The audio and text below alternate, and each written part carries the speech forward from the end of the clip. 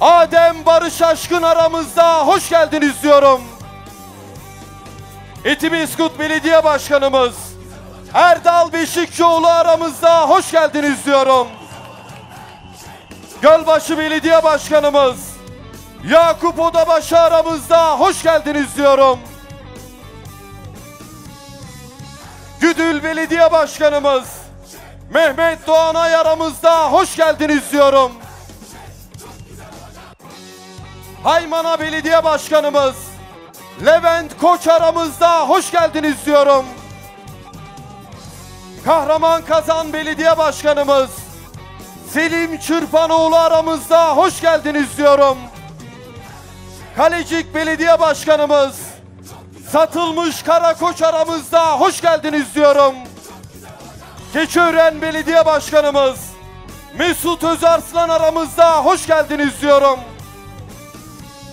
Mamak Belediye Başkanımız Veli Gündüz Şahin aramızda, hoş geldiniz diyorum. Nallıhan Belediye Başkanımız Ertunç Güngör aramızda, hoş geldiniz diyorum. Polatlı Belediye Başkanımız Mürsel Yıldız Kaya aramızda, hoş geldiniz diyorum. Şerefli Koçhisar Belediye Başkanımız Mustafa Koçak aramızda, hoş geldiniz diyorum. Yeni Mahalle Belediye Başkanımız Fethi Yaşar aramızda, hoş geldiniz diyorum. Belediye başkanlarımızı bizler görüyoruz. Belediye başkanlarımız sizlerin arasında, sizleri sevgiyle, saygıyla selamlıyor. Sosyal demokrat düşünceyle hizmetlerini Hasan Kostak. Çamlıdere İlçe Başkanımız Mustafa Çiçekçi. Çankaya İlçe Başkanımız Ali Balta. Çubuk İlçe Başkanımız Alaaddin Cinalioğlu. Elmadağ İlçe Başkanımız İbrahim Sarıkaya. Polatlı İlçe Başkanımız Melih Çınar. Kursaklar İlçe Başkanımız Hüseyin Benek. Sincan İlçe Başkanımız Önder Adede. Şerefli Koçhisar İlçe Başkanımız Hüseyin Güçlü. Yeni Mahalle İlçe Başkanımız Gökay Yıldırım. İlçe başkanlarımızı bizler buradan görüyoruz ve bu alana geçememişler, hoş geldiniz diyoruz. Ve Ankara'mızın platformun üstünde bulunan ilçe başkanları sizleri sevgiyle, saygıyla selamlıyor. Çok güzel olacak her şey, çok güzel olacak her şey, çok güzel olacak her şey, çok güzel olacak. Asu Kaya. Gençlik Kolları Genel Başkanımız Cem Aydın. Genel Sekreterimiz Selin Sayek Böke.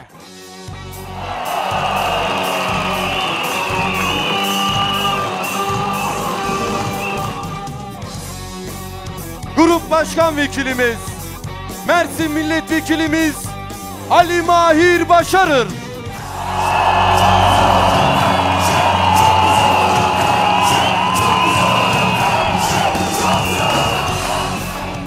Grup Başkan Vekilimiz İstanbul Milletvekilimiz Gökhan Günaydın.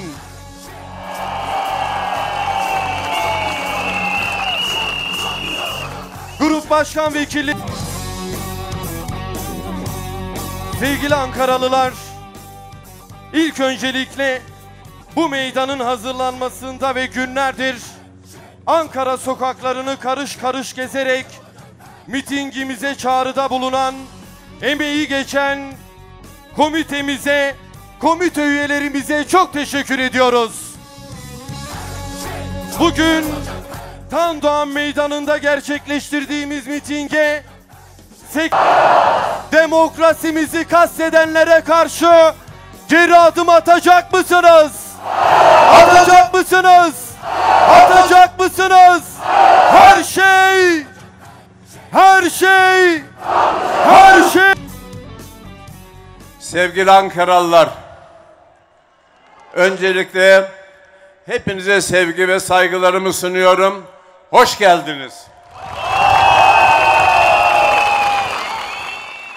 Bugünkü en büyük mitingimiz olması nedeniyle belki daha önce bir iki defa toplandık ama fırsat bulamamıştım. 2019'dan 2024'e kadar Ankara halkıyla birlikte çalışarak, hep beraber yöneterek, şeffaf yöneterek, iş almış, ihale almış şahıs. Bunlar adeta görmezlikten geliniyor ve yüzsüz bir şekilde diyor ki 400 milyona istediğini veririm. Yani artık utanma, arlanmayı da bir kenara bırakmışlar. Zaten meşhur bir söz var. Hırsıza hırsız olduğunu unutursan gelir size akıl vermeye, temizlik taslamaya çalışır. Bu nedenle hukukun, adaletin herkese eşit işlemesini istiyoruz. Yalancı tanıklar, tutuklama tehdidiyle yaptırılan iftiraların hukukta asla yeri yoktur. Eğer gerçekten samimiyseniz, daha dün onlarca çocuğun ölümüne sebep olan yeni doğan skandalında Cumhuriyet Savcısını tehdit eden şahıs bugün tahliye edildi. Yani onun işlediği suç iddia edilen suçtan daha mı hafif Allah aşkına? Ömür boyu içeride kalması insanları salıyorsunuz. Dolayısıyla şunu istiyoruz. Bakınız, hukuktan şaşmayın. Adalet terazisi herkese eşit işlesin. Eğer böyle olmadığı takdirde Türk milleti yapılacak en erken seçimde bunu çok kötü şekilde ödetecektir. Ama seçime kadar yapılan bu adaletsizlikler Türk halkına fakirlik olarak dönüyor. Açlık olarak dönüyor ve dolayısıyla dar gelirli insanlar bunun çilesini çekiyor. Dünya standartlarına baktığımız zaman hukukta, adalette, adalete güvende en son sıralardayız maalesef. Dolayısıyla bir an evvel hukukun herkese eşit işlemesini istiyoruz. Tutuklu belediye başkanlarımın istisnasız hepsinin serbest bırakılmasını istiyoruz. Açık yargılayın. Açık yargılayın. Bakın, belediye başkanları hakkında sistem şöyle işler. Şikayet olur, mülkiye müfettişi gelir. Sayıştay gelir, inceler, bir aksaklık, eksiklik bulursa savcılığa intikal ettirir. Artık bu yolların tamamı kapatıldı. Direkt savcılık bütün dosyaları isteyip içinden acaba ne bulabiliriz diye Antalya'da ve İstanbul'da hareket ediyor. Bunun adı adalet falan değildir. Dolayısıyla ve bir de şeyi biraz önce Sayın Genel Başkanımızı dinledim. Bayrampaşa Belediye Başkanımız en son Kadriye uğrayan partiye davet edilmiş. Yani İsmail Saymaz'ın dediği gibi gerçek adaleti bu ülkeye herkesin güven duyduğu, emin olduğu bir şekilde mutlaka kazandıracağız. Ben daha fazla uzatmak istemiyorum. Hem Sayın Genel Başkanımız konuşacak. Hem Trabzon maçı, Fenerbahçe maçı var.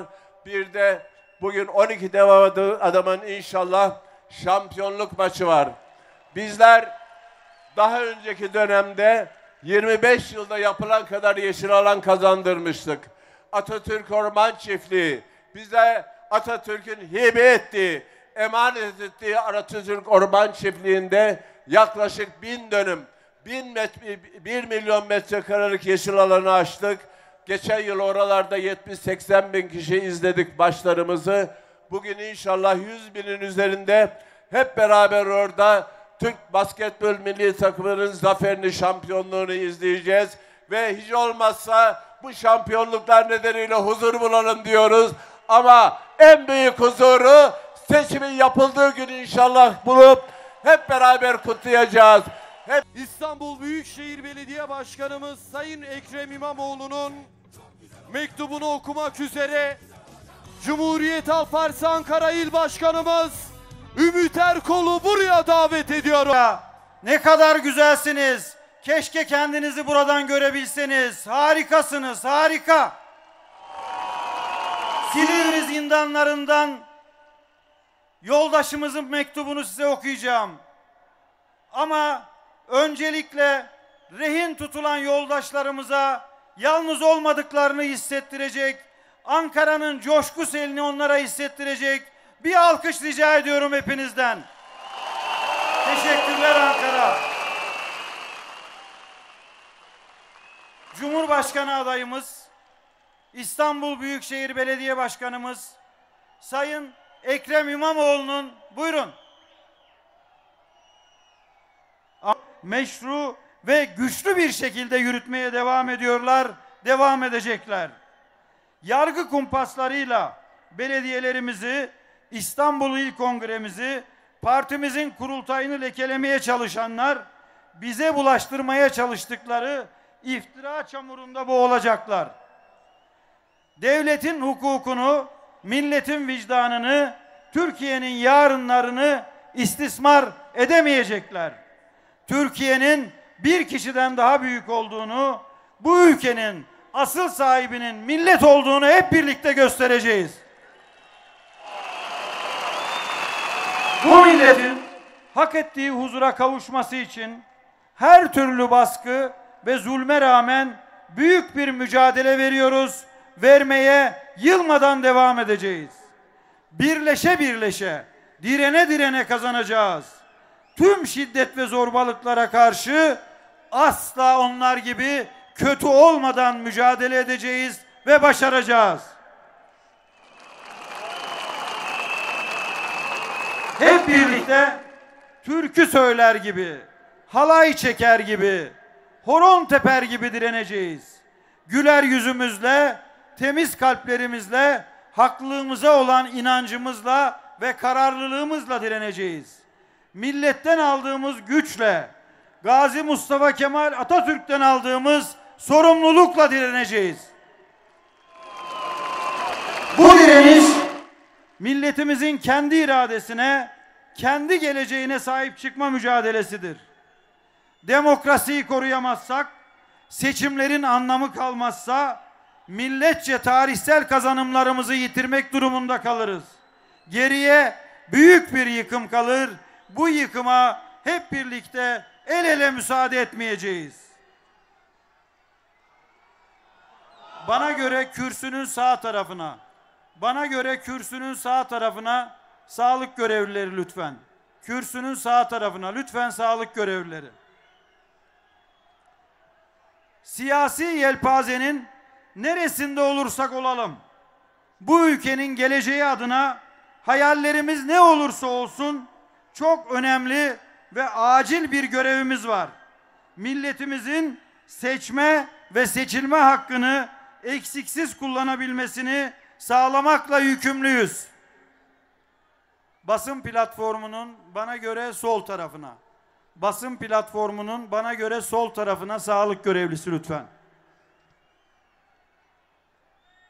Siyasi rekabeti hukuk içinde ve sadece millet nezdinde yapılır hale getirmekle yükümlüyüz. Bu çerçevede tüm siyasi partileri, sivil toplum kuruluşlarını, işçi ve işveren örgütlerini seçim güvenliği ve demokrasi görevinde birlikte hareket etmeye davet ediyorum. Çok geç olmadan hep birlikte ortak akılla, ortak kuvvetle hareket edelim. Demokrasiye, hukuka ve Türkiye'ye sahip çıkalım.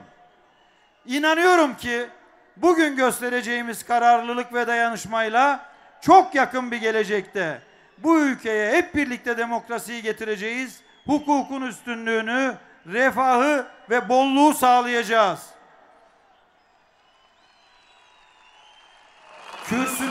Kürsünün sağ tarafına lütfen sağlık görevlileri. Kürsünün sağ tarafına lütfen. Hayatın her alanında adalet ve hürriyet hakim olacak. Çünkü adaletin ve hürriyetin olmadığı yerde insanın değeri bilinmez. Adaletin ve hürriyetin olmadığı yerde vatanın değeri bilinmez.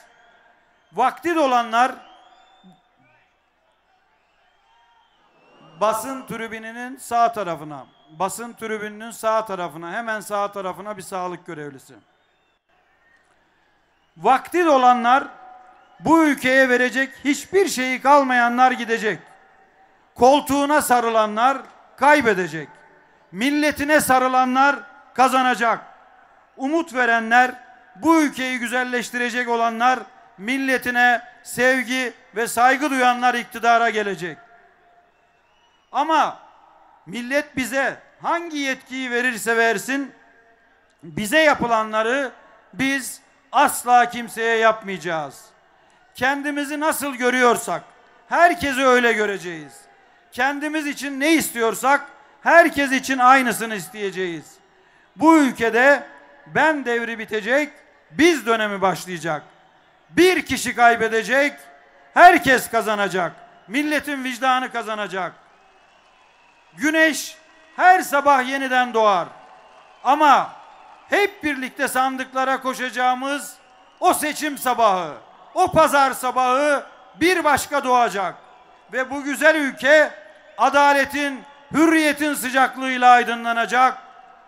Ve evet, Ekrem Başkan'ın Silivri zindanından son sözü. Hep birlikte söyleyelim mi? Her şey her şey her şey Teşekkür ediyorum. Sevgi ve saygıyla selamlıyorum. Yolumuz açık olsun. Yolunuz açık olsun. Bu yolun sonu iktidar olsun. Özgürlük olsun. Demokrasi olsun. Ankara İl Başkanımız Sayın Ümit Erkol'a çok teşekkür ediyoruz. Sevgili Ankaralılar, sizleri selamlamak üzere Türkiye Belediyeler Birliği Başkan Vekilimiz, Mersin Büyükşehir Belediye Başkanımız Vahap Seçer aramızda, hoş geldiniz diyorum. Adana Büyükşehir Belediye Başkan Vekilimiz Güngör Geçer aramızda, hoş geldiniz diyorum. İstanbul Büyükşehir Belediye Başkan Vekilimiz Nuri Aslan aramızda, hoş geldiniz diyorum. Muğla Büyükşehir Belediye Başkanımız Ahmet Aras aramızda, hoş geldiniz diyorum.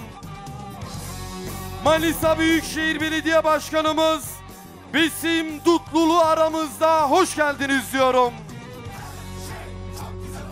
Eskişehir Büyükşehir Belediye Başkanımız Ayşe Ünlüce aramızda, hoş geldiniz diyorum.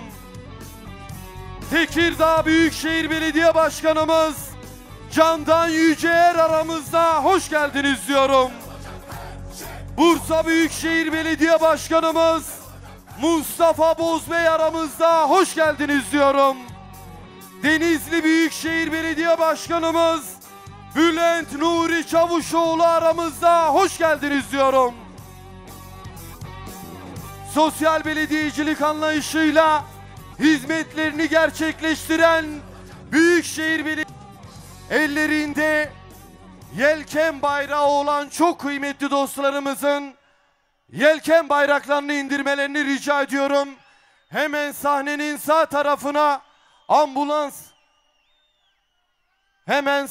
sağ tarafına sağlık görevlisi davet ediyoruz.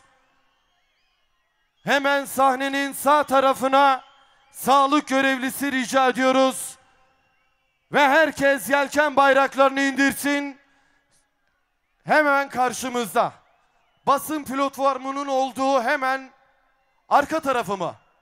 arka tarafına sağlık görevlisi rica ediyoruz. Basın mensuplarının bulunduğu alana ivedi şekilde sağlık görevlisi rica ediyoruz ve saat kulesinin olduğu alana sağlık görevlisi rica ediyoruz. Hemen sahnenin ön tarafına da sağlık görevlisi rica ediyoruz. Ve herkes yelken bayraklarını indirmelerini rica ediyoruz. Sevgili Ankaralılar,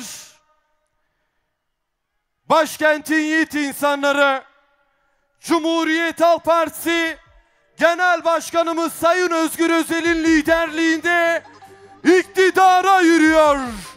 İktidar yürüyüşünde Genel Başkanımız Sayın Özgür Özel'e yol arkadaş olacak mısınız? Olacak mısınız? Olacak mısınız?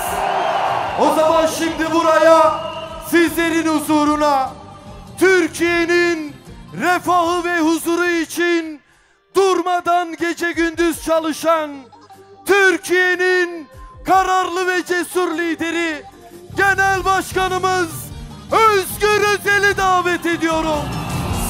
Teşekkür ediyorum.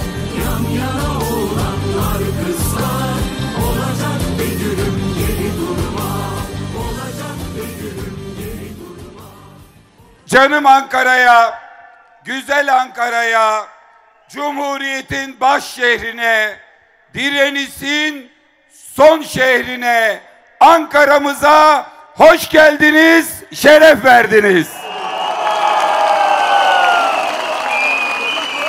Cumhuriyet'in kurulduğu ve yüceldiği topraklardayız.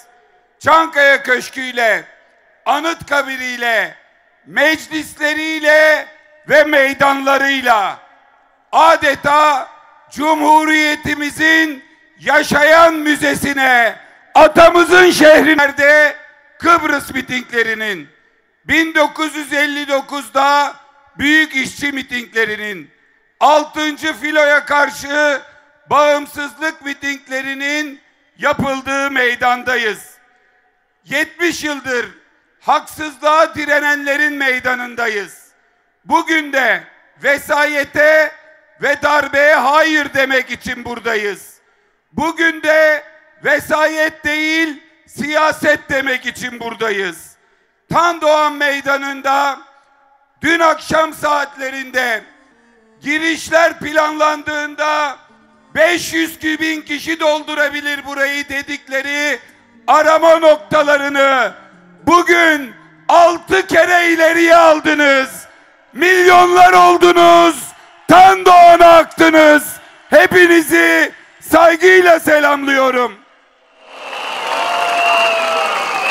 Bugün burada bir mitingde değil, elbette yine bir eylemdeyiz. Serbest seçimler için eylemdeyiz. Demokrasi için eylemdeyiz. Bugün burada sadece Cumhuriyet Halk Partililer yok. İşçiler burada, emekliler burada, kadınlar burada, farklı partilerden demokratlar, sendikalar, sivil toplum örgütleri burada. Türkiye İttifakı'nın tüm renkleriyle kol kola bu meydandayız. Bugün vesayet değil siyaset diyenler burada. Kayyıma, darbeye hayır diyenler, 19 Mart darbesinden sonra 54. kez bu meydanda direnenler burada. Türkiye'nin dört bir yanındaydık. Türkiye'nin dört bir yanında. Trabzon'da gördüm sizi. Bayburt'ta, Çanakkale'de, Erzurum'da, Konya'da, Türkiye'nin dört bir yanında buldum sizi. Bir inancın yüceliğinde buldum seni. Bir kavganın güzelliğinde sevdim. 1000 kez budadılar körpe dallarımızı. 1000 kez kırdılar. Yine çiçekteyiz işte. Yine meyvedeyiz.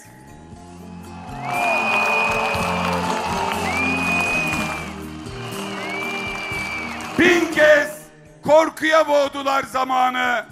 1000 kez ölümlediler. Yine doğumdayız işte. Yine sevinçteyiz. Bitmedi daha. Sürüyor o kavga ve sürecek. Yeryüzü aşkın yüzü oluncaya dek.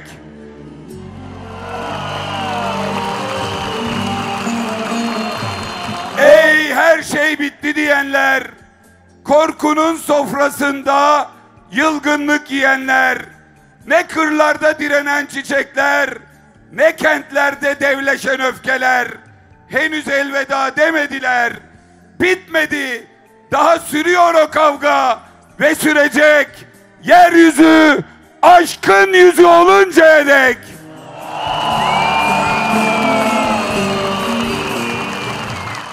Saraylar, saltanatlar çöker. Kan susar bir gün. Zulüm biter. Menekşeler de açar üstümüzde. Leylaklar da güler. Bugünlerden geriye bir yarına gidenler kalır. Bir de yarın için direnenler.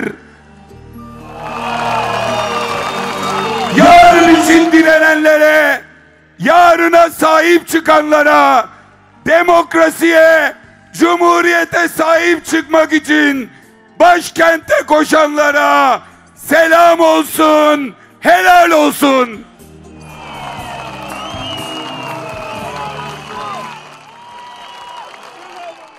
Bugün bu meydanda ekmeği küçülenler de var, emekliliği çalınanlar da, geleceğinden kaygı duyanlar da.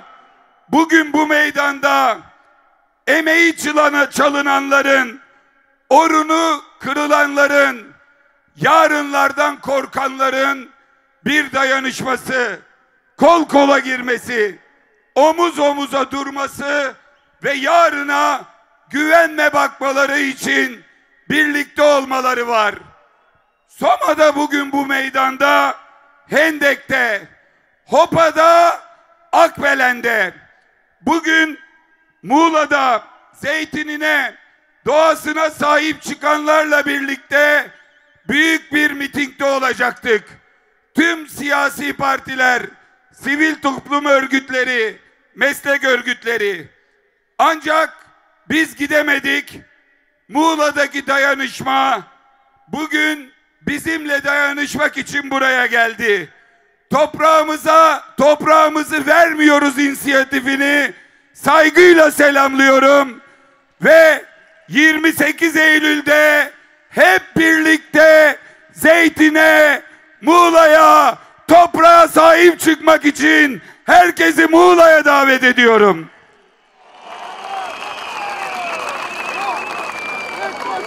Şuraya bir bakar mısınız? İşaret ediyorlar. Şuraya bir bakın arkadaşlar. Sağlık görevlisi lazım olabilir. Bu meydan dosta güven, olmayana kaygı veriyor. Tüm otokratlar meydanlardan korkar. Demokratlar meydanları doldurur. Otokratlar oturdukları köşeden o meydanı izlerler ve titrerler. Bugün sarayında oturup bu meydandan korkanlar da var. 12 metrelik hücrelerinden bu meydanla coşanlar, bu meydana inananlar da var.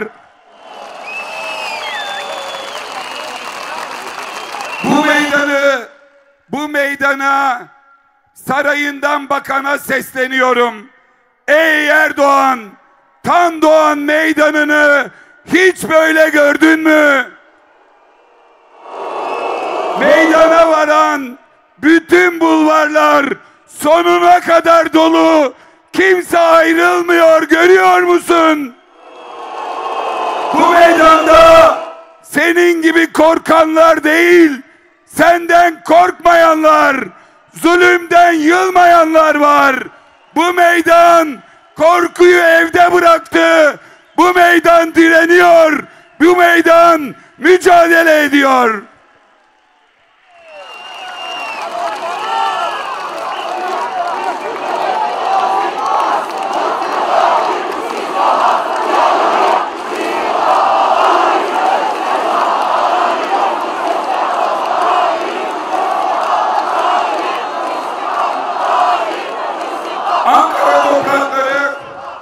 Kurtuluş Destanı'nın yazıldığı topraklardır.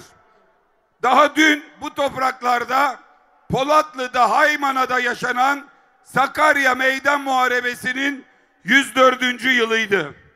Atatürk'ün hattı müdafaa yoktur, satı müdafaa vardır.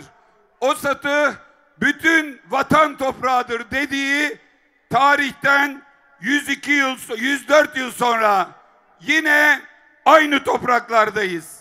Bugün de yine Ankara'da milli mücadele ruhunun filizlendiği bu meydanda verdiğimiz mücadelenin tek bir hatta değil, tüm vatan hattına yayıldığını ilan etmek için toplandık. Bir hat olarak sadece Cumhuriyet Halk Partisi'ni savunmuyoruz. Bu hattı sadece Cumhuriyet Halk Partililer savunmuyor. Hepimiz, Türkiye'nin bütün demokratları, demokrasiyi, Atatürk'ten emanet cumhuriyeti, İsmet Paşa'nın iktidarı devriyle gerçekleşen çok partili rejimi savunmak üzere hep birlikte bu meydandayız. İyi ki birlikteyiz. İyi ki güçlüyüz. Hep birlikte başaracağız.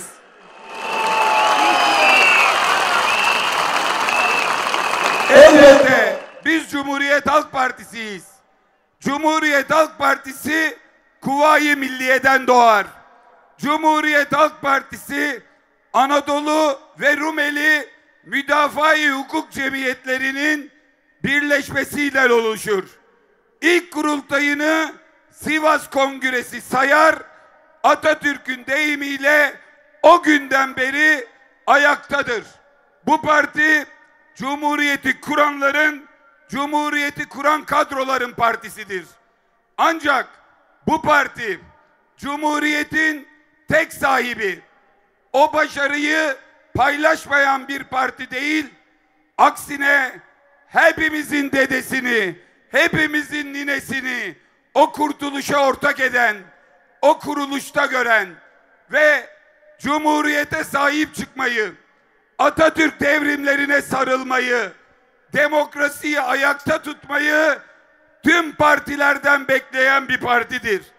Bu anlamda her ne kadar şu an iktidarda demokrasiyi bir amaç değil, bir araç olarak gören, işimize geldi bindik, işimize gelince ineriz diyen, 31 Mart seçimlerini kaybedince ve bir daha genel seçim kazanamayacağını anlayınca demokrasi treninden inen birileri yönetse de son günlerde yaşadığımız bütün süreçlerde iktidarı ilk devrettiğimiz parti Demokrat Parti'nin ziyaretiyle başlayan, DEM Parti'nin, Zafer Partisi'nin ziyaretleriyle, Yeniden Refah Partisi'nin ziyaret talepleri, iyi dilekleriyle, İyi Parti'nin, DEVA'nın, Gelecek Partisi'nin, Saadet Partisi'nin paylaşımları, telefonlarıyla,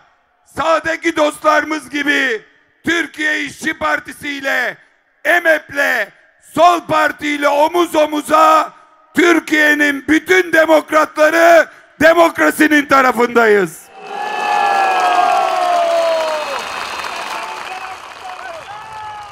Bu iktidarın, bu ceberrut iktidarın zeytine saldırdığında bütün partiler birleştik, direndik.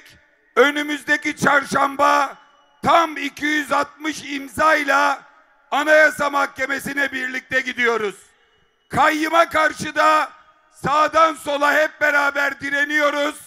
Zeytini korurken de, demokrasiyi korurken de Tan Doğan'dan ilan ediyoruz ki Cumhuriyet Halk Partisi Türkiye'nin birinci partisidir. Ana muhalefet partisidir. Ama ne muhalefetin patronudur, ne her şeyin sahibidir. Bu mücadelede tüm kardeş partilerimizle birliktedir, omuz omuzadır. Hepsine müteşekkirdir.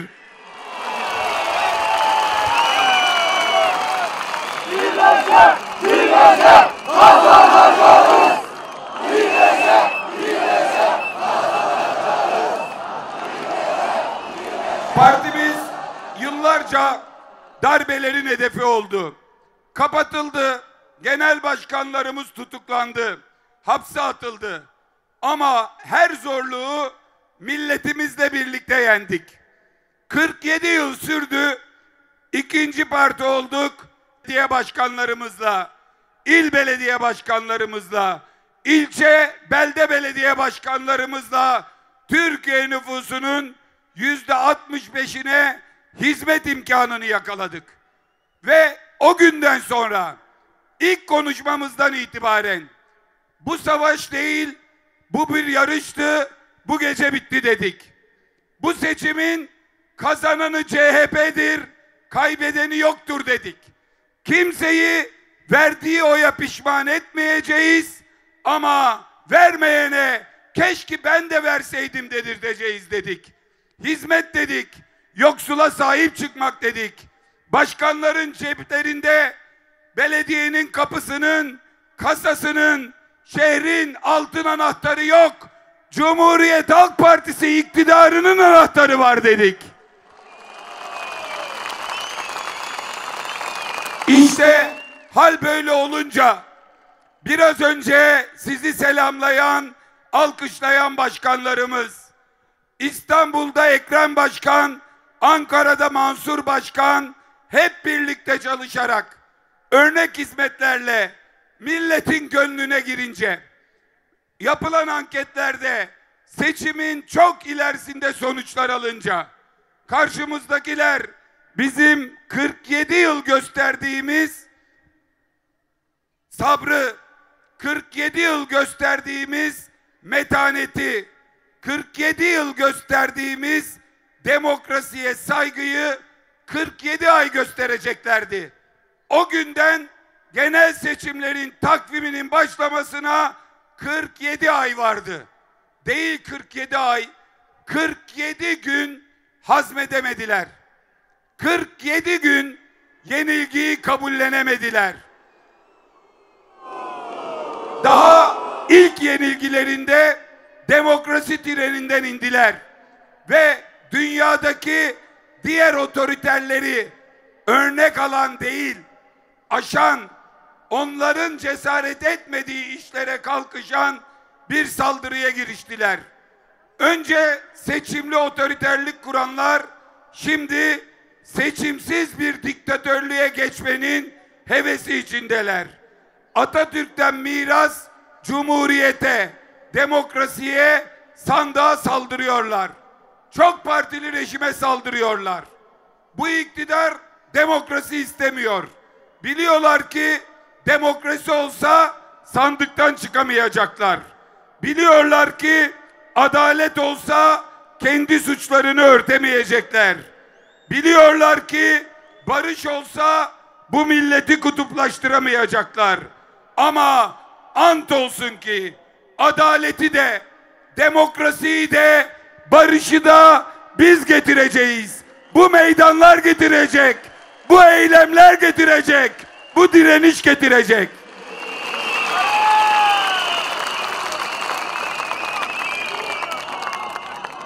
Bugün başkentteyiz. Hep birlikteyiz. 23 yıllık bir iktidarın memleketi getirdiği son noktadayız. AK Parti iktidarı işçilere, bir bakın arkadaşlar, illa ben göstermeyeyim, bakın işaret ediyorlar. Şuraya bir sağlık görevlisi bayılan var herhalde. Emekliler Sendikası'nın oraya. Bu meydanı emekli mitinginde Türkiye'nin dört bir yanından gelen 150 bin emekli doldurmuştu. Emeklilere, bugün de burada çok sayıda emeklimiz var. Bir yürekten alkış yapalım, bir moral alkışı.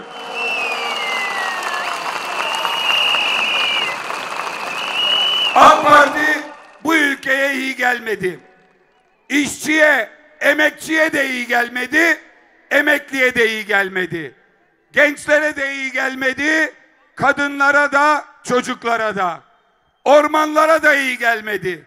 Ormanda yaşayan hayvanlara da, sokaktaki can dostlarımıza da iyi gelmedi.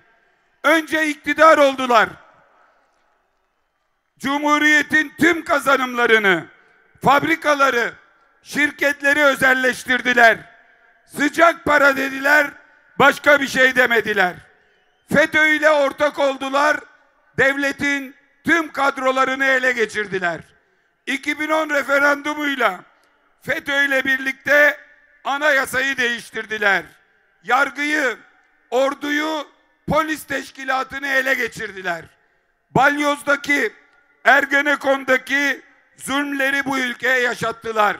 Hatırlayın, bu ülkenin Genelkurmay Başkanına, namuslu subaylarına, amirallerine, generallerine, bu ülkenin bilim insanlarına, iş adamlarına uydurdukları bir kumpasla lekeler sürdüler, kumpaslar kurdular.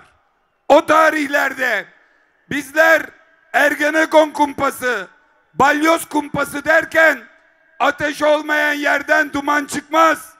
Mahcup olacaksınız. Darbeyi savunuyorsunuz diyorlardı.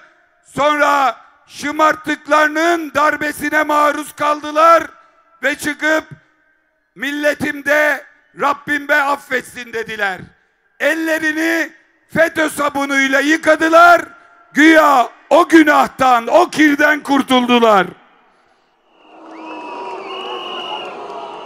17-25 Aralık belgeli hırsızlıklarının üzerini örttüler.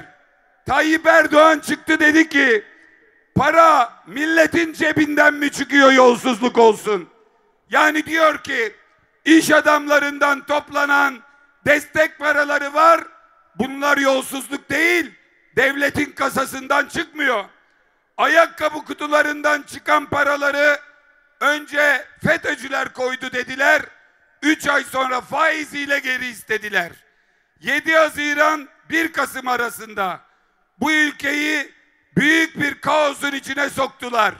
Her yerde patlayan bombalardan medet umdular.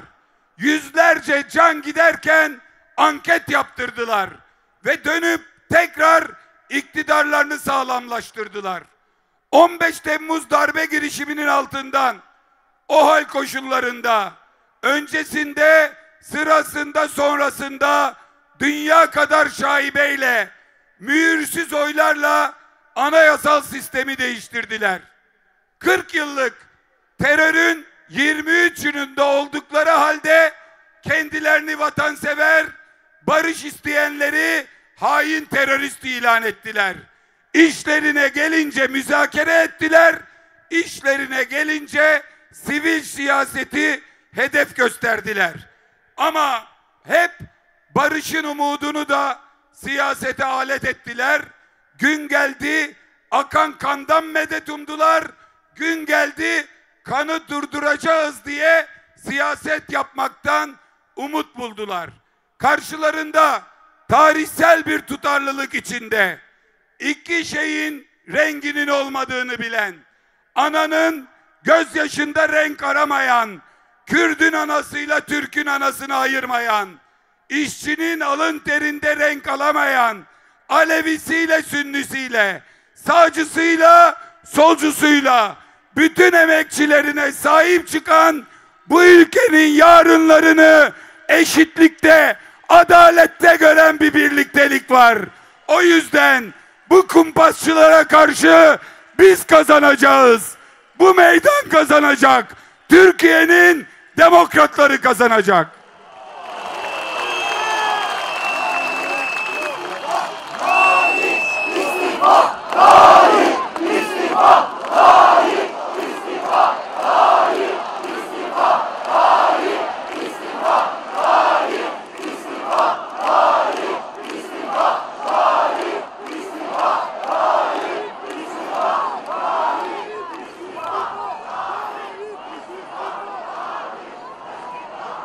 Bir kişinin ve onun çevresinin varlığını sürdürmesi, servetini koruması için bir kara düzen kuruldu.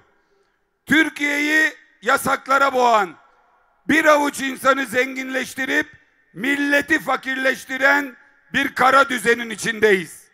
Bu kara düzen kurulmadan önce şuradaki emeklilerimiz, Türkiye'nin dört bir yanında bizi izleyen emekliler, AK Parti'nin kara düzeninden önce en düşük emekli maaşı 8 çeyrek altındı. Bugün en düşük emekli maaşı sadece ve sadece 2 çeyrek altındır. Emekli AK Parti'den öncesine göre, altına göre 1/4 maaş almaktadır. Zaten bu yoksulluğu iliklerine, kemiklerine kadar hissetmektedir. Asgari ücret 7 çeyrek altından AK Parti'nin kara düzeninde 2,5 çeyrek altına düşmüştür. En düşük memur maaşı, memurların da başkenti Ankara'da AK Parti öncesi 14,5 çeyrek altın alırken şimdi sadece 5,5 çeyrek altın alabilmektedir. Öğrencilerin kenti Ankara'dan sesleniyoruz. Öğrenci kredisi, kredi yurtlar kredisi 1,5 çeyrek altınken beğenmedikleri önceki iktidar döneminde şimdi yarım çeyrek bile değil, yarım gram altın alabilmektedir. O günün 1/4 düzeydedir. Herkes kaldırılsa görülmez. En yakınındaki kaldırsın. Şuraya hemen yollayalım. Herkes birden kaldırınca görülmüyor. Bir de çok rica edeceğim. Partimin, derneğimin pankartı bayılıyor, görülsün diye bunları yapmayın arkadaşlar. Gözünüzü seveyim. Bir tek yerden. Tamam. Maalesef AK Parti'nin kara düzeninde orta direk kaybolmuştur.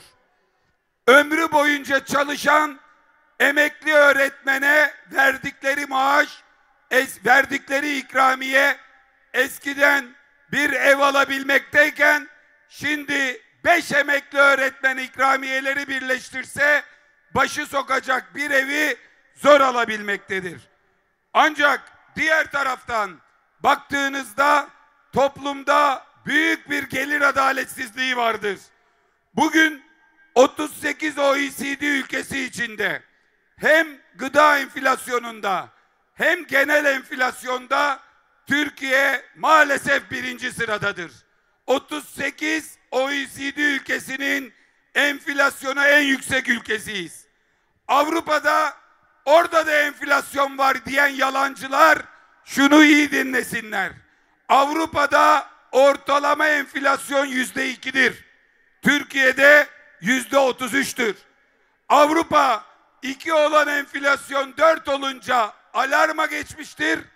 Bizimkiler nas var deyip enflasyonu %150'lere kadar bırakmıştır. Vatandaşı yoksullaştırmış, yoksulun cebinden aldığı parayı kur korumalı mevduatla zenginlere aktarmıştır. 27 Avrupa ülkesinde toplam 13 milyon işsiz varken Türkiye'de tek başına 13,5 milyon işsiz vardır. Dünyada Venezuela'dan sonra en yüksek faiz AK Parti'nin kara düzenindedir. Türkiye'yi bu duruma getirenler Türkiye'deki en zengin %20'ye servetin %90'ını, kalan %80'e servetin %10'unu layık görmüşlerdir. En zengin %1, servetin %40'ını, geri kalan 99, geri kalan %60'ı paylaşmaktadır. İşte AK Parti'nin kara düzeni böyle bir düzendir. Bu kara düzende hayat pahalı, emek ucuzdur. Ekmek pahalı, emek ucuzdur. Örgütlenme özgürlüğü, grev özgürlüğü tehdit altında değildir, saldırı altındadır. Bu iktidar işçi düşmanıdır, grev yasakçısıdır. Bugün Türkiye'de işçilere bir maaş zammında 3 kere kazık atılmaktadır. TÜİK'in enflasyon oranları, Tayyip'i üzmeyen istatistik kurumu TÜİK'in enflasyon oranları alınacak denip TÜİK'in makyajlı yarı yarıya enflasyonu hesaba katılmaktadır. Diğer taraftan TÜİK'in enflasyonu da alınmayıp enflasyonun 15 puan altında beklenti enflasyonuyla zam verilmektedir. Ayrıca büyüyoruz diye övünenler büyümeden emekçiye de emekliye de pay vermeyip onların iyice küçülmesini sağlamaktadırlar. Buradan, Ankara'dan, hem memleketin başkentinden hem bürokrasinin başkentinden ama hem de emeğin başkentinden Türkiye'deki bütün emekçilere sesleniyorum. Mutlaka sendikalı olun. Mutlaka sendikalı olun. En kötü sendika sendikasızlıktan iyidir. Sendikalara üye olun. Ama böyle dedim diye de en kötü sendikaya da gitmeyin. Birazcık hakkınızı arayanlara sahip çıkın. Türkiye'de Erdoğan'ın çıkarlarıyla milletin çıkarları birbirinden ayrıştı. Birbirine karşıt hale geldi. Aslında iyi de oldu. Saflar netleşti. Erdoğan kendi çıkarları için her şeyi yapacak durumdadır. Erdoğan kendi çıkarları için her şeyi yapacak durumdadır. Milletin huzuru ve refahının bozulması da buna dahildir. Tam da bu nedenle millet bu iktidardan desteğini çekmiştir. Millet kendi dertleriyle dertlenen bir iktidar umuduna bel bağlamıştır. Veresiye defterlerini kapatan, 762 tane kreş açarak yoksulun çocuğuna da erken yaşta eğitim hem de annesine istihdam olanağı sağlayan CHP'li belediyelere, 77 öğrenci yurdu açarak yoksulun çocuğunu cemaatlere, tarikatlara değil, eşit hizmet alacakları belediye yurtlarına yönlendiren CHP'li belediyelere, yoksullara süt verenlere, beslenme çantalarını dolduranlara, kırtasiye desteği verenlere, hoş geldin bebek paketiyle yoksulun çocuğuna hoş geldin diyenlere ve yatağındaki yaşlıya da kundaktaki çocuğa da bu milletin evlatları diye sahip çıkan belediyelere sarılmış, son seçimlerde kendi değişen, Türkiye'ye değişim vaat eden Cumhuriyet Halk Partisi'nde karar kılmıştır. Partimiz 47 yıl sonra Türkiye'nin birinci partisi olmuştur. AK Parti kurulduğu günden itibaren ilk kez yenilmiştir. Milletin kararına saygı duyması, hatayı kendinde araması, bizimle hizmette yarışması gerekirken en kötü yola, en berbat yola tenezzül etmiştir. Millete umut vaat edemeyen iktidar, milleti korkutarak, baskı altına alarak ayakta kalmayı tercih etmiş, bunu denemektedir. Bugün Türkiye'de demokrasiyle göreve gelen bir iktidarın demokrasi treninden inmesinin ve ülkeyi sandıkla değil baskıyla yönetme tercihinin ağır sonuçlarıyla karşı karşıyayız. Ne yazık ki iktidara demokratik olarak tehdit olan kim varsa bugün iktidarın hedefindedir. Bir kişi ve onun yanındakiler iktidarda kalsın diye milletimiz ağır bedeller ödemektedir. İşte bu anlayış Cumhurbaşkanı adayını belirleyeceğimiz 23 Mart tarihine giderken bundan 4 gün önce 19 Mart tarihinde Cumhurbaşkanı adayımız Ekrem İmamoğlu'nu gözaltına almış. Tam 4 gün gözaltında tutmuş. 23 Mart tarihi 15,5 milyon seçmenle kendisi Cumhurbaşkanı adayı gösterilirken onu demir parmaklıklar halkasına koymuştur. Buradan hep birlikte seslenmek isteriz ki bizim Cumhurbaşkanı adayımız Ekrem İmamoğlu'dur.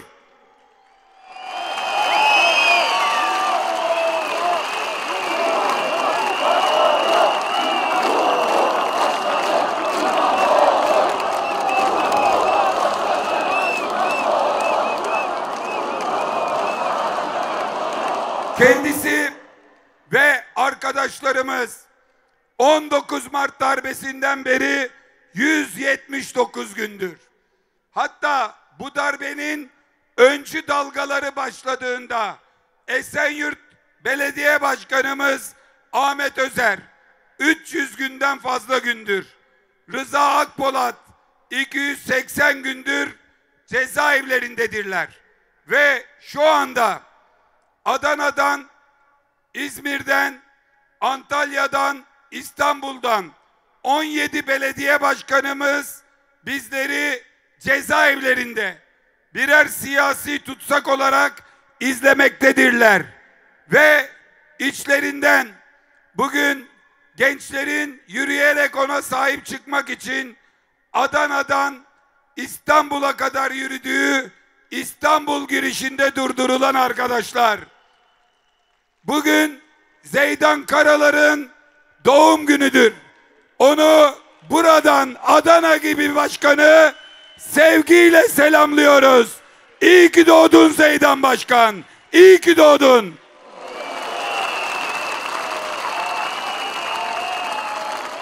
Öyle çok kötülükler var ki hangi birini anlatsak geçirdiği 2 kansere ve doktorların kalırsa nükseder demelerine, değerleri bozuluyor demelerine rağmen Mehmet Murat Çalık maalesef tahliye edilmemiş, büyük bir tehlike altındadır. Antalya Büyükşehir Belediye Başkanımız Muhittin Böcek 14 ilaç içerek yaşam mücadelesi vermekte, sürekli cezaevi ile hastane arasında gidip gelmektedir. Eşinden ayrı tek çocuğu olan kadın bürokratlarımıza önlerine iftiranameler ittirilmekte. İmza at, Silivri'ye gitme, evladına kavuş denmekte. Bu iftiraya direnince uzaktaki cezaevlerine gönderilmekte. 28 kişilik koğuşa 42. olarak yatırılmakta, nöbetleşe uyutulmakta, geri çağrılıp at hadi imzayı denmektedir. Anneler, eşler, kardeşler, kayınbiraderler sırf iftira atmak istemeyenleri yıldırmak için, hasta evlatlar sırf babaları tehdit için, şantaj için içeride tutulmakta. İş adamlarının şirketlerine el konmakta, dededen babadan gelen şirketi geri istiyorsan iftiraya imza at denmektedir. Aynı FETÖ borsası kurulduğu gibi İBB borsası kurulmuş, adalet araması gerekenler borsalarda pazarlıklara tutuşmuştur. Bunun için bir kez daha şunu ifade etmek isterim ki Tayyip Erdoğan bundan 180 gün önce şöyle dedi: göreceksiniz, bir aya kalmaz birbirlerinin yüzüne bakamayacaklar, ailelerinin gözüne bakamayacaklar. Şimdi buradan milyonların içindeyim, 10 milyonların önündeyim. Ankara'nın ve Türkiye'nin gözünün içine bakarak söylüyorum. Bu dava siyasidir. İddialar iftiradır. Arkadaşlarımız masumdur. Yapılan darbedir. Geleceğin Cumhurbaşkanına, iktidarına darbedir. Direneceğiz, direneceğiz, direneceğiz.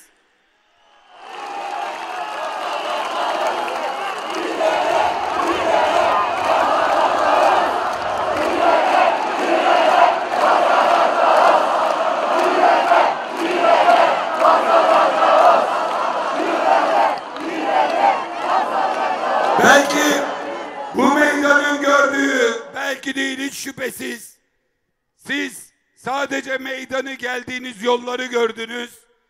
Bir drone bu meydana gelen bütün bulvarları sonuna kadar gitti. Arkadayken gördüm, ucu yok, bucağı yok. Muhteşem bir buluşmada milyonlar olarak Ankara'dayız.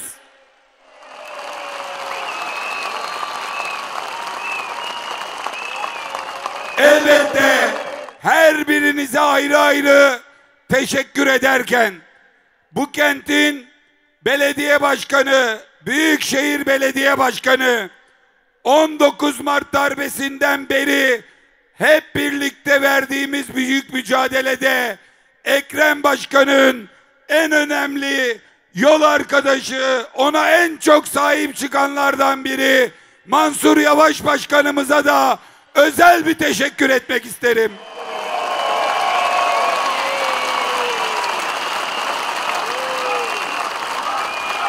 Bu mücadeleyle, sizin bu mücadelenizle milleti bu darbeye razı edemediler.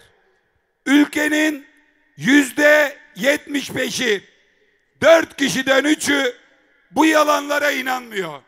Bu davaların siyasi olduğunu, bunların iftira olduğunu biliyor. Kendimize güvenimizden halen daha yazılamayan iddianamelerin ne kadar boş, söylenenlerin ne kadar yalan olduğunu biliyoruz. Ve büyük bir özgüvenle tekrarlıyoruz. Buyurunuz, buyurunuz. 1 Ekim'de açılacak mecliste yasal düzenlemeyi yapalım. TRT'de bir kanalı bu mahkemeye tahsis edelim. İsteyen bütün özel televizyonlara yayını verelim. İftiralar da canlı yayında atılsın. Cevapları da canlı yayında verilsin. Hodri meydan.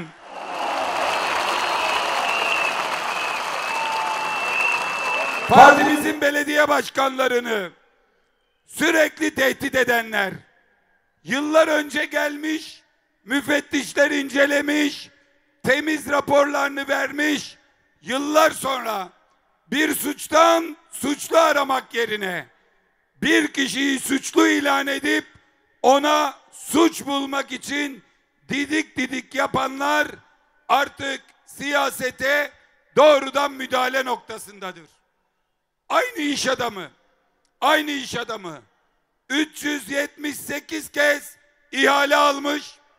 Bunların 75'i CHP'den, hepsinde soruşturma, başkanlar içeride, 303'ü AK Parti'den, kimseye dokunmuyorlar. MHP'nin Kütahya Belediye Başkanı aynı kişiye ihale vermiş. Bakın, alın onu da getirin, içeri atın, Silivri'de tutun demiyorum.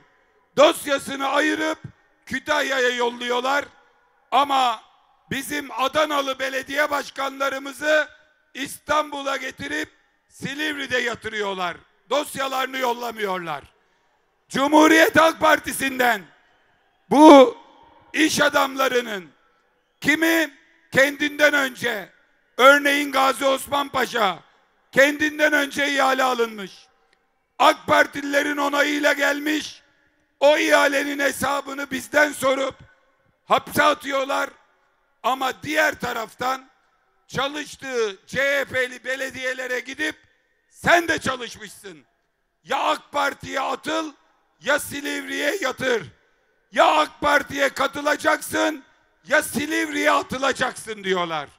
Biliyorsunuz bu tehditlere direnen kahramanlar olduğu gibi topuklu bulunup tabanları yağlayanlar oldu.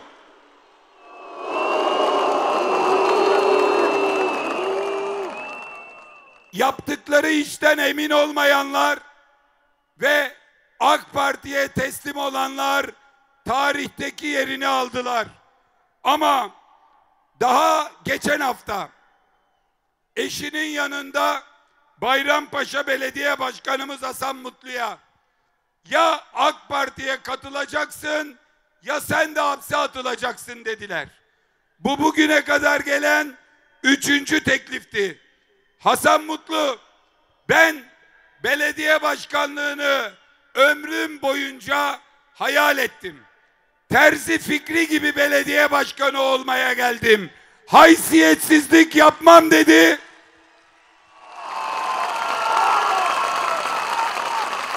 Dün sabah gelip Hasan Mutlu'yu aldılar.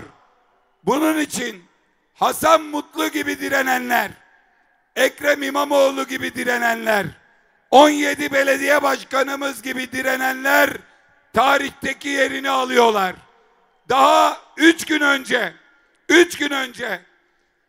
Beykoz Belediye Başkanımız çıktığında bu AK Parti ile anlaşacak, oraya geçecek deyip belediye başkanı o gün tekrar tutuklanıp kendisi AK Parti'ye geçecek haysiyetsizliği gösterenleri de tarih yazacak. Onlardan hepimiz hesap soracağız. Açık söyleyelim. Açık söyleyelim. Recep Tayyip Erdoğan kaybettiği belediyeleri almak için her türlü oyuna, hileye, desiseye yol vermiştir, imkan tanımıştır. Dün rozet taktığı belediye başkanı vekilinin onunla birlikte ayrılanların o kayıtlarda olduğunu bilmeden CHP kongresine ses kaydıyla sataşmaktadır. Oysa AK Parti o ses kayıtçılara kucak açmıştır. Bayrampaşa'da AK Parti ile MHP'nin toplam 15, CHP'nin 20 belediye meclis üyesi, 2 de bağımsız varken AK Parti'ye 7 yetmez, 8 belediye meclis üyesi lazım.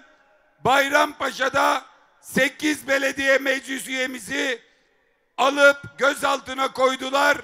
Tutuklayarak Bayrampaşa'yı kazanmaya çalışıyorlar.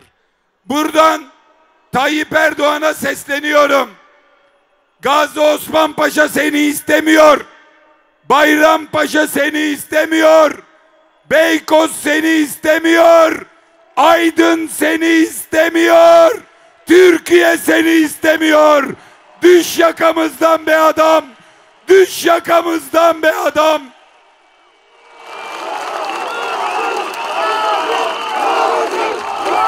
Ve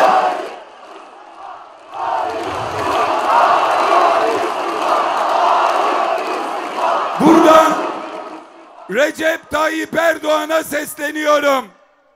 Kendine güveniyorsan ben güveniyorum. Partine güveniyorsan ben partime güveniyorum. Adaylarına güveniyorsan ben hepsine güveniyorum. 2 Kasım'da getir sandığı, millet versin kararı. Hodri meydan.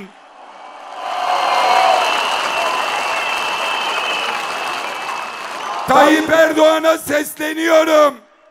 Eğer cesaretin varsa, kaptı kaçtı siyasetçi değilsen, siyasi yan kesicilikten medet ummayacaksan, Bayrampaşa'ya gel, Beykoz'a gel, Aydın'a gel, gel koyalım sandığı, millet versin kararı.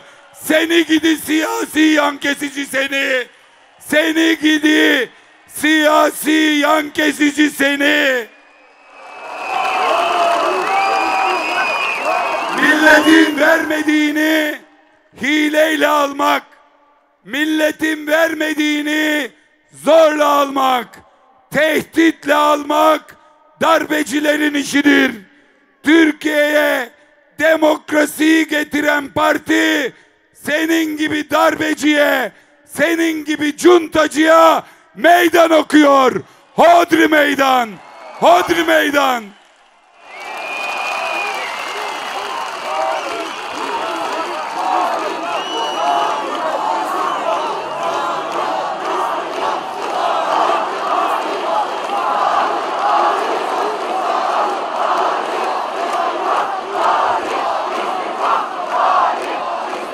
Otobüsün üstünden çok yardımcı oluyoruz. Tandoğan'a da yardımcı olalım. 4 yerden aynı slogan farklı ritimle geliyor.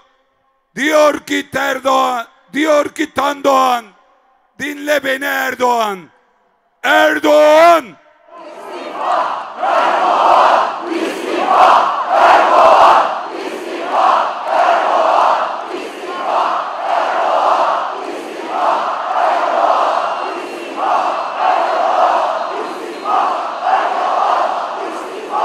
Erdoğan!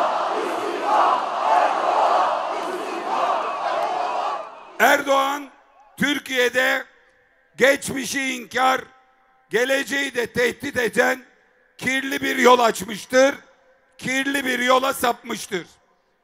Erdoğan bir siyasi parti genel başkanı olduğu halde partisine, ana kademesine, gençlik kollarına, kadın kollarına güvenmek, onlarla birlikte siyaset yapmak, onlarla seçim kazanmaya çalışmak yerine kadın kollarından ümidi kestiğini, gençlik kollarına güvenmediğini, ana kademeyle umudu, gelecek iktidarı örgütlemeyi başaramayacağını itiraf etmiş, Türkiye'de hiçbir partide olmayan yeni bir yol kurmuştur.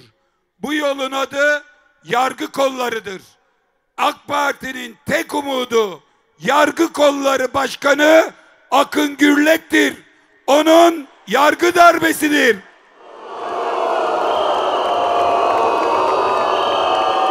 AK Parti'nin adliye koridorlarında çalışan yargı kolları başkanı ve onun etrafındakiler Aktoroslar çetesi olarak anılmaktadırlar. Bu çete marifetiyle Türkiye'de adaletin terazisi bozulmuştur. Bu çete sadece Cumhuriyet Halk Partisi'ne değil, siyasi partiler sistemine, demokratik hayata, siyasal yaşama, tüm siyasete tehdittir. Bu çete İyi Parti'ye de, Dem Parti'ye de, Zafer'e de, Deva'ya da, Geleceğe de, Saadet'e de, TİP'e de, MHP'de, en küçüğünden en büyüğüne, tüm siyasete en büyük tehdittir. Bu çetenin tasallut altına aldığı mahkemelerde hakimlerin gözü bağlı değildir. O mahkemeler hukuk ilkelerine göre değil, karşısındakinin yakasındaki rozete göre karar vermektedirler. Bugün Erdoğan partisiyle siyaset üretmiyor. Gençlik kollarına, kadın kollarına güvenmiyor. Onlarla seçim kazanamayacağını düşünüp güvendiği tek şey AK Parti'nin adliye koridorlarındaki yargı kollarıdır. Bugün muhalif belediye başkanlarını AK Parti'nin siyasetçileriyle değil, yargı kollarıyla yenmeye çalışmaktadırlar. Karşımızdaki akıl tüm siyasete tehdittir. Biz Cumhuriyet Halk Partisi olarak Türkiye'nin hem sosyal demokratları hem bütün demokratları çok bedel ödedik, öderiz, icap ettiğinde ödemeye devam edeceğiz. Ancak içinde bulunduğumuz durumu herkes iyi okumalıdır. Bugün iktidara risk oluşturan CHP'dir, o baskı altındadır. Türkiye'de yargı eliyle açılan bu kirli yol canavarlaşmaktadır. Bugün CHP'yi yutan yarın diğer yapıları yutacaktır. Bugün muhalif gazeteciye musallat olan yarın diğer gazetecilere, konuşan sanatçıya hedef alan tüm sanatçıları, tüm iş adamlarını, herkese hedef alacaktır. Çünkü demokrasi gittiğinde artık geriye onları durduracak hiçbir güç kalmayacaktır. AK Partili, MHP'li ama bu kara düzenin şartlarından olmayan, onlardan medet uman, iyi olur diye oy veren vatandaşlarımıza sesleniyorum. Diyelim ki biz teslim olduk. Bu canavar durur mu? Diyelim ki sandık gitti. Bir daha senin hatırını sorur mu? Diyelim ki tek başına durdu. Tek başına durdu. Bundan sonra senin sesini kim dinleyecek? Senin oyuna kim talip olacak? Oy vermen için sana kim hizmet edecek? Damadın tarafında olmak, cemaatin tarafında olmak, savcının tarafında olmak. Bunlar bir ülkeyi ne yönlendirir ne ileriye taşır. Demokrasinin tarafında olunursa ülkeler büyür. Türkiye tek adam elinde işgale sürüklendi. 7 ayrı ordu Anadolu'yu işgal etti. O gün ölüm fermanına rağmen paşa rütbesiyle, ünvanlarıyla, imkanlarıyla ölüm fermanına rağmen Anadolu'ya geçenler asla kendilerini değil, önce kurtuluşu örgütlediler, ardından kuruluşu yaptılar. Ama bu hastalıkların kol gezdiği, yoksulluğun, kıtlığın olduğu, dünyanın çok gerisinde olan ülkenin kendileri de yönetseler, tek adam yönetimiyle abad olmayacağını bildiler. Krallık mı diye soran oldu. Hayır dediler. Padişahlığa devam, asla dediler. Amerikan tipi başkanlığa bile yeltenmeyip bir meclis kurdular. O meclise uydular. Milletin kararına saygı duydular. Türkiye'nin kurtuluşu demokratik, güçlü, parlamenter sistemdedir. Tek adama değil, parlamentoya, millete, onun patronluğuna güveneceğiz. Nazi Almanya'sında Rahip Martin şöyle söylüyordu. Önce komünistler için geldiler, komünist değildim, sustum.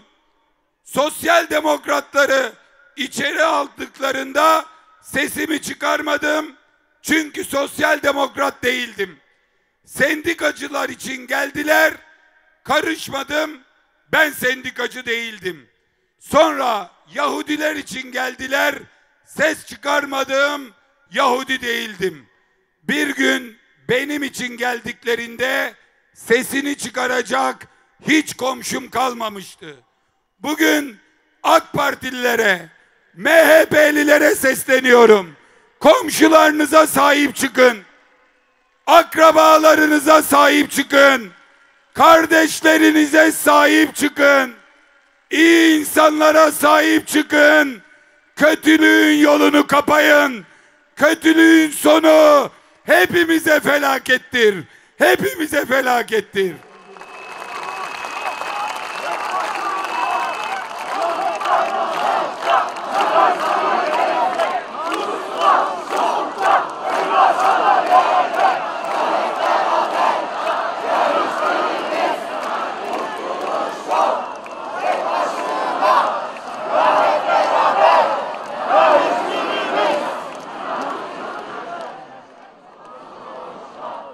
Şimdi kurtuluş yok tek başına da birazcık söyleyince bizim otobüs sağ olsun, o da otobüs ama meydanları o da tanıdı. Ses bir yere gelince kendiliğinden başlıyor. Şimdi sahne belki duymamış olabilir. Başındaki arkadaşa söyleyelim. Bir duyalım bakalım nasıl bağırıyorlar. Kurtuluş yok.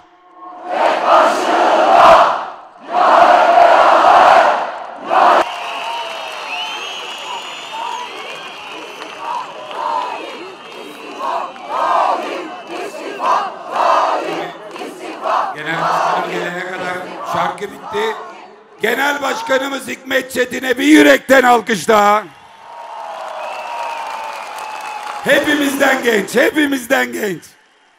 Genel başkanım bitecek şimdi, buyurun. Yıllardır demokrasi dışı yöntemlere saptılar. 19 Mart'ta darbeye kalkıştılar. Ama bu mücadeleyle, milletin de ferasetiyle milletin desteğini alamadılar. Zaten bu millet mağdurun yanında durur, mazlumun yanında durur ama zalimin yanında durmaz. Ve milletin desteğini alamayınca bu mücadeleyi kim örgütlüyor? Cumhuriyet Halk Partisi. Partimize karşı ağır bir saldırı başlattılar. Hapiste canımıza, dışarıda malımıza, evimize kastediyorlar. Baba evimize, partimizin binalarına saldırdılar. İstanbul İl Başkanlığımızın binasına dava açtılar. Kongresine dava açtılar. İl başkanımız Özgür Çelik'e dava açtılar. Kapıda kedimiz var şanslı. Onu da veterinerlik ettiler. Ama İstanbul İl Başkanlığımızı teslim alamadılar. Özgür Çelik'e baş eğdiremediler. Teslim alamadılar.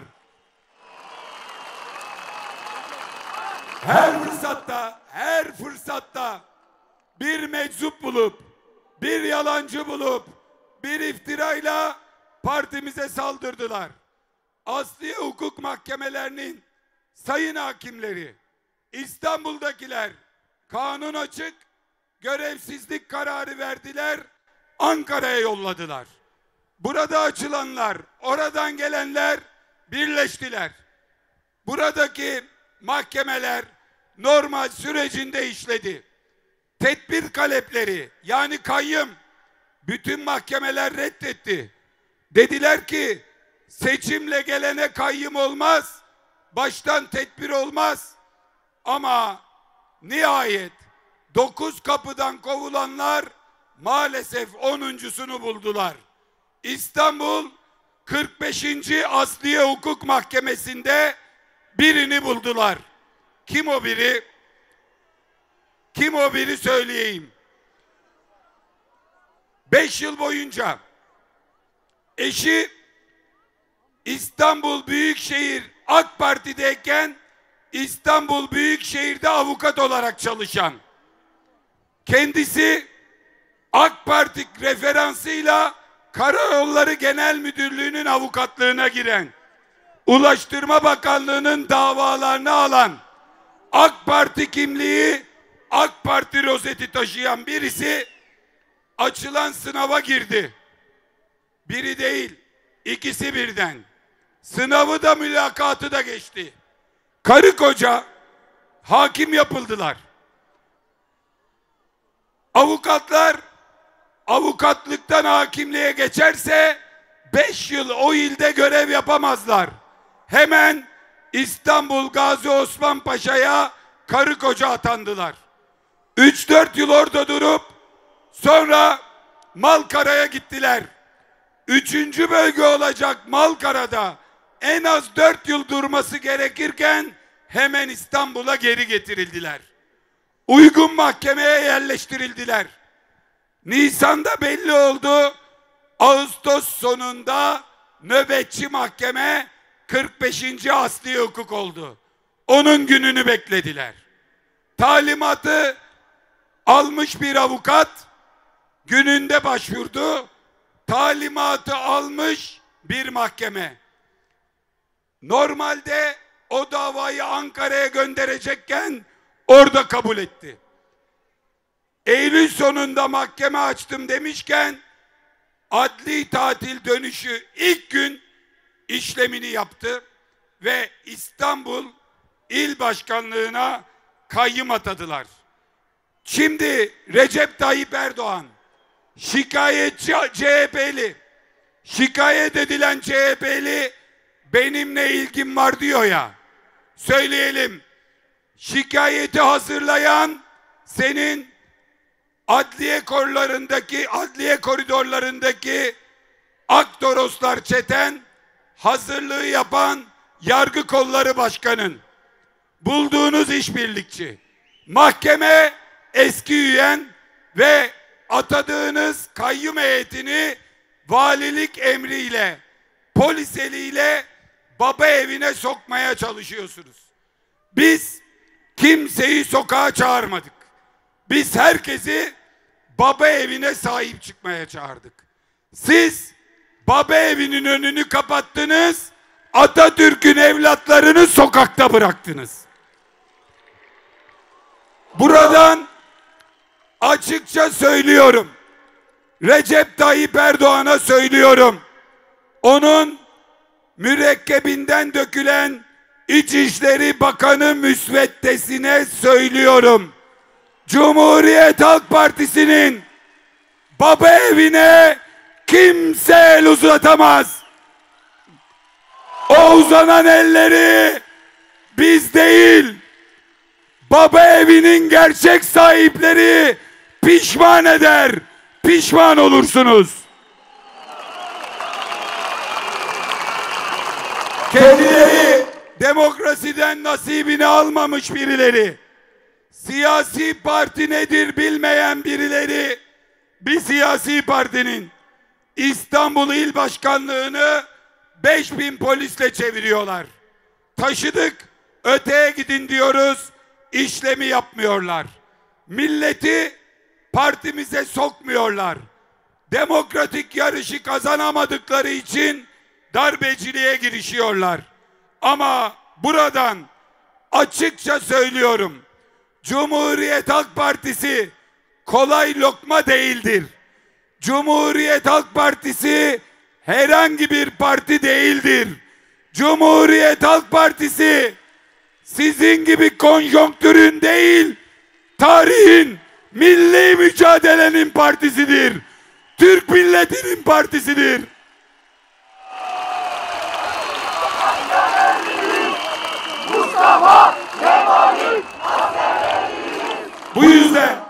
Bu yüzden sesimiz milletin sesidir.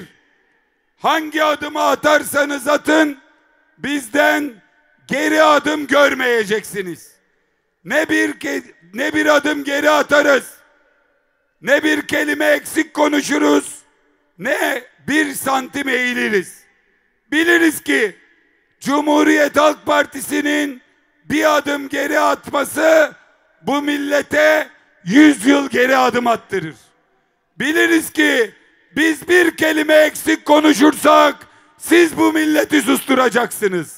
Biliriz ki biz bir santim eğilirsek siz bu millete diz çöktüreceksiniz.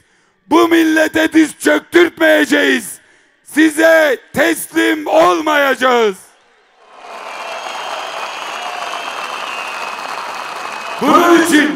Bunun için bu meydanı dolduran, Ankara'yı dolduran milyonlarla birlikte buradan açıkça söylüyorum. Bugün hedefte olan sadece Cumhuriyet Halk Partisi değil, Türkiye'deki demokrasidir. Biz Türkiye demokrasisini elbette aslan sosyal demokratlarla, elbette milliyetçi demokratlarla, muhafazakar demokratlarla, liberal demokratlarla, Kürt demokratlarla, sosyalist demokratlarla, Türkiye'nin bütün demokratlarıyla birlikte savunuyoruz. Biz Türkiye İttifakı'yız. Türkiye İttifakı renklerini ay yıldızlı al bayraktan alır. Ve Türkiye İttifakı filenin sultanları bayrağı göndere çektirirken kimin gırtlağı düğümleniyorsa o Türkiye İttifakı'ndadır.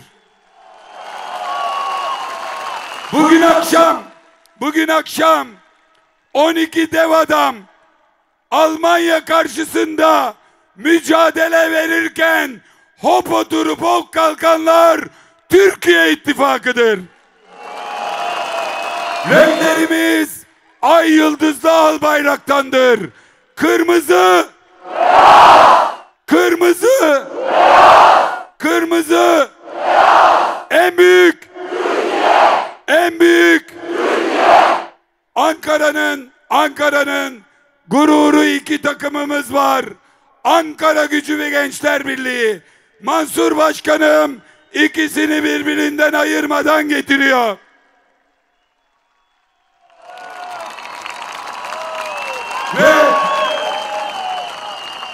Ve başkanım gel. Türk bayrağı alayım. Türk bayrağımızı alayım hemen. En yakındakini yollayın. Yolla elden ele abla. Barış getir. Yine sosyal medyaya düşeceğiz. Nereden biliyorsun adını ama Malatya İl Başkanı nasıl biliyor? Herkesin adını biliyor diyor. Bayrağını alan gelsin bakalım. Hikmet Çetin Genel Başkanıma, İstanbul İl Başkanıma, Dilek Hanım'a. İlk önce bir 12 dev adam var mı? Yoksa bozuşuruz. Gündemde ne varsa bizde var. Buradan Almanya karşısında milli takımımıza başarılar diliyoruz. Geliyor Genel Başkanım. Haydi bakalım.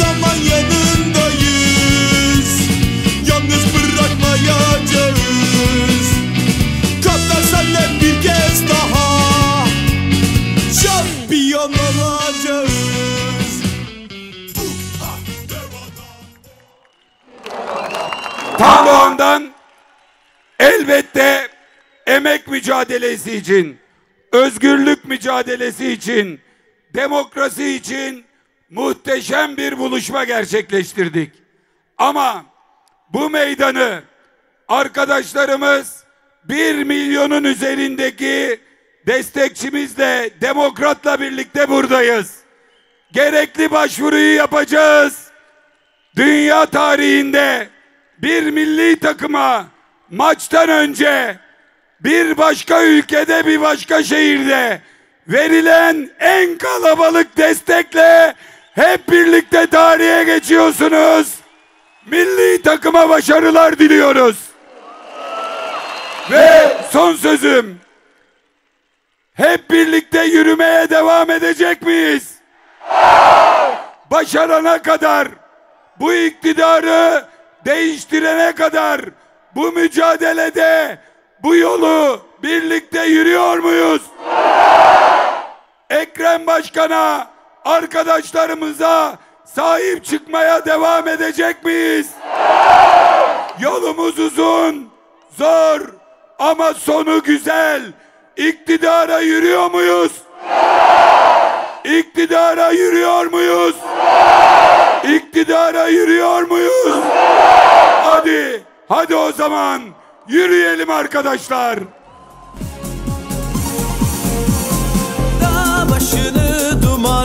Türkiye'nin kararlı ve cesur lideri, Cumhuriyet Halk Partisi Genel Başkanı Sayın Özgür Özel, Tan Doğan Meydanı'nı dolduran Ankara'nın yiğit insanlarının mücadelesine teşekkür ediyor.